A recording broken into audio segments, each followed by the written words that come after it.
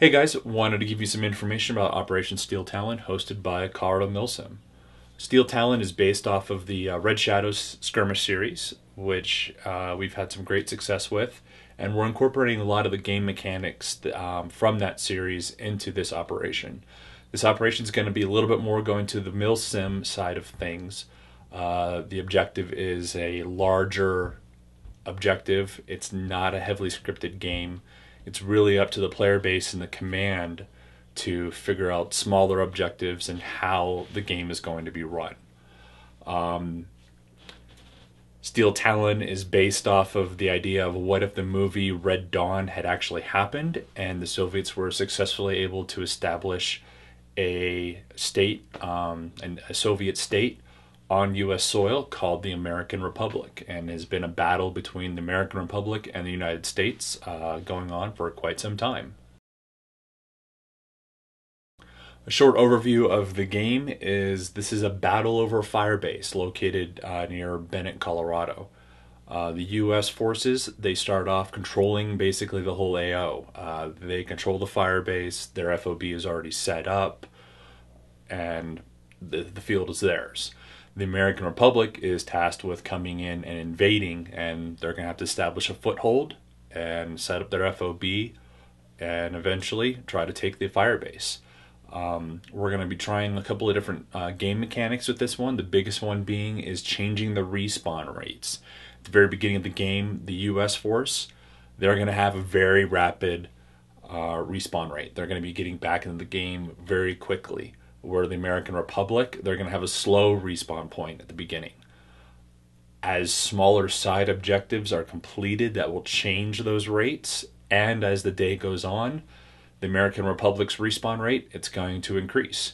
And the US, it's probably going to start slowing down. The whole idea is it's going to be fluid. It's going to be constantly changing, and everyone's going to have to be adapting to the different respawn rates. One of the biggest changes that people are not going to be used to is the no loaders in the field rule. We did this at Red Shadow 4.1 and everybody seemed to love it, so we're going to try it at an operation level game. Basically, this means you can't have loaders or loose BBs on your person. The only place on the field that you can have loaders and loose BBs is back at the FOB. So it is load up your mags and carry your mags, no loose BBs.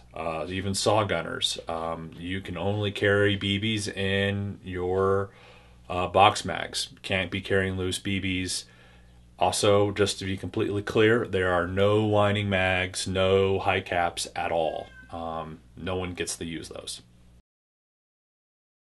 So, general force layout, both sides will be fairly equal in how they are organized or laid out. Basically, each squad is allowed to have 2 saw gunners, 2 grenadiers, 1 heavy weapons, 1 DMR. That's per squad. Also, each faction or each side, so US and American Republic, they're allowed to have 2 mortar teams, 2 crew served weapon teams, and 2 sniper spotter teams.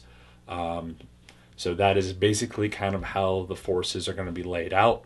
There is a third force that is a small militia / civilian group. They're a little bit more role players, but they're going to be mostly focused on their town. They are going to be wanting to protect their town, and everyone needs to figure out how to deal with that. So this year we've also included a little bit of a twist. We are building into the scenario a finishing move or a winning condition, whichever way you want to think about it, for each side. Basically, if that winning condition is achieved, the scenario is over and we will declare a winner at that moment. There's no need to drag out a game that doesn't need to be dragged out any further. So if that winning condition is achieved, rest assured we have other game ideas, other scenarios to follow it and go it. The gameplay is not over, but we don't want to draw out a battle that doesn't need to be drawn out. With that in mind, I really want to encourage everybody, please observe the spirit of the game. People can push the envelope a couple times. And also when people get frustrated, they try to start doing things they shouldn't do. All I want to say is there's no way for us as event hosts to grow and for the community to figure out what works and what doesn't work if people are not following the spirit of the game. But that's all I got to say. Stay tuned for more updates on Operation Steel Talon.